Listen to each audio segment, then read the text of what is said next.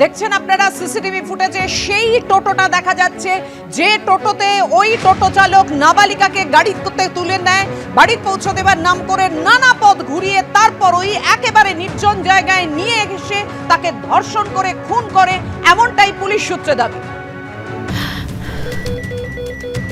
ক্যান্সারে নেই আর ভয়, NCRI এ হবে এর জয়। আপনাদের ভরসা নেতাজি সুভাষচন্দ্র বোস ক্যান্সার হসপিটাল।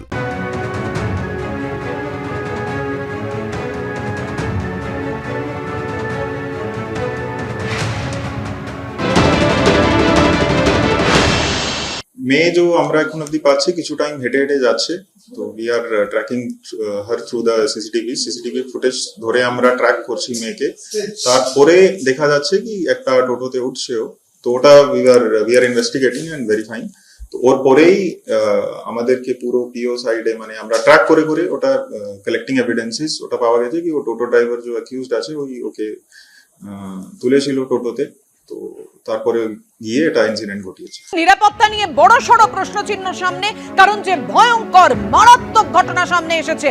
লোহা ব্রিজের কাছে নির্জন জায়গায় নিয়ে এসে ওই নাবালিকাকে ধর্ষণ খুন করা হয়েছে, এমনটাই পুলিশ দাবি করছে।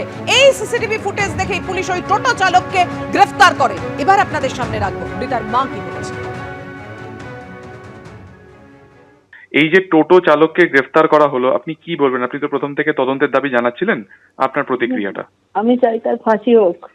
যারা যে টোটো চালক করেছে সে তো আর ওর সঙ্গে যারা জড়িত ছিল তাদের যেন একটা অপরাধী বাদ না যায়, আর প্রত্যেকের যেন ফাঁসি হয়, আমি এই তো দাবি করি।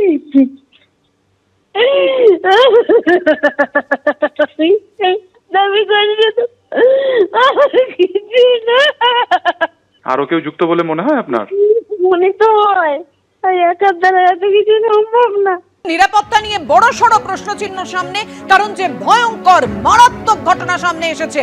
লোহা ব্রিজের কাছে নির্জন জায়গায় নিয়ে এসে ওই নাবালিকাকে ধর্ষণ খুন করা হয়েছে, এমনটাই পুলিশ দাবি করছে। এই সিসিটিভি ফুটেজ দেখেই পুলিশ ওই টোটো চালককে গ্রেফতার করে। এবার আপনাদের সামনে রাখবো রিতার মা কি বলেছে। এই যে টোটো চালককে গ্রেফতার করা হলো, আপনি কি বলবেন? আপনি তো প্রথম থেকে তদন্তের দাবি জানাচ্ছিলেন, আপনার প্রতিক্রিয়াটা। আমি চাই তার ফাঁসি হোক। যারা যে টোটো চালক করেছে সে তো আর ওর সঙ্গে যারা জড়িত ছিল তাদের যেন একটা অপরাধী বাদ না যায়, আর প্রত্যেকের যেন ফাঁসি হয়, আমি এই তো দাবি করি।